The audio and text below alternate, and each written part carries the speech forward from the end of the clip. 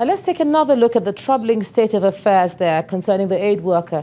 And joining me live now from Abuja is retired military officer and security expert, Major General Cecil Esekaigbe. Thanks a lot for joining us on the News at 10. Thank you, Gemma, for having me. Yeah, let me just start by saying that our thoughts and prayers are with the family of Hawa Liman at this time. It's difficult to talk about it, but we have to. Let's start with a reaction from the ICRC saying that we will have to rethink what we can do with respect to the security of our personnel. That's what they've said. Now, as one who has experience with combat, what sort of security measures are possible in areas where they're vulnerable, clearly?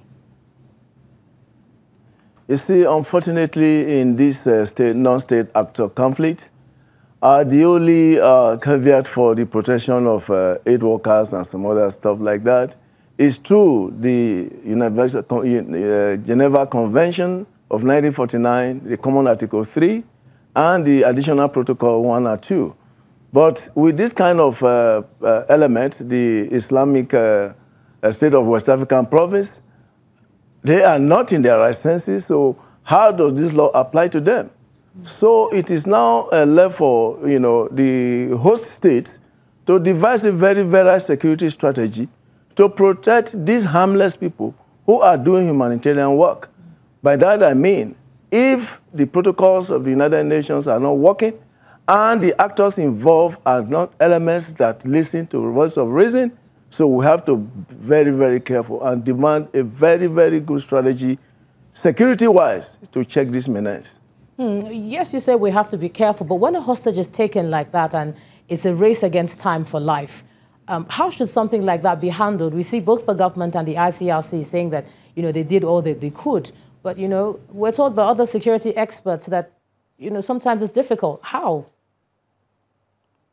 You see, this is the danger of dancing with a bear, because when you stop dancing, the bear does not stop. People are very careful internationally about negotiating with terrorists, because most of the times, the reason for their actions is nothing but how to get money. And once you start it at once, it becomes a recurrent decimal in their security calculations. So that is why the ICRC said this is not in their character to negotiate with terrorists.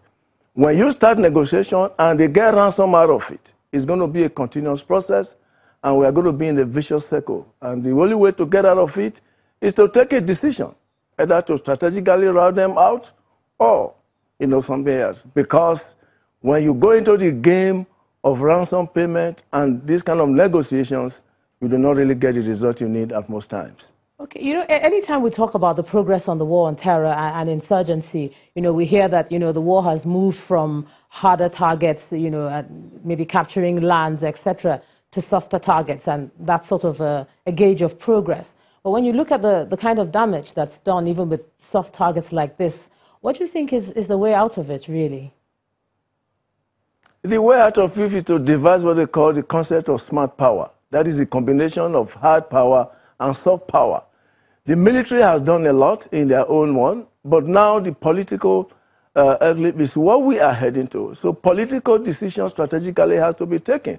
Most necessarily, you have to win the battle of heart and mind. When you are not able to win the battle of heart and mind, there's always a break in trust and confidence value chain. And when you have this, it's going to be a complex issue, and that is where we are going to. So what you do now is to combine the element of soft power and hard power. When it's difficult, when it's easy to hit them, we hit them.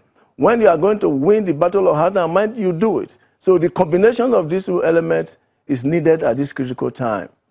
All right, security expert Major General Cecil Esekaigbe, thanks for sharing your thoughts with us on the News at 10 tonight.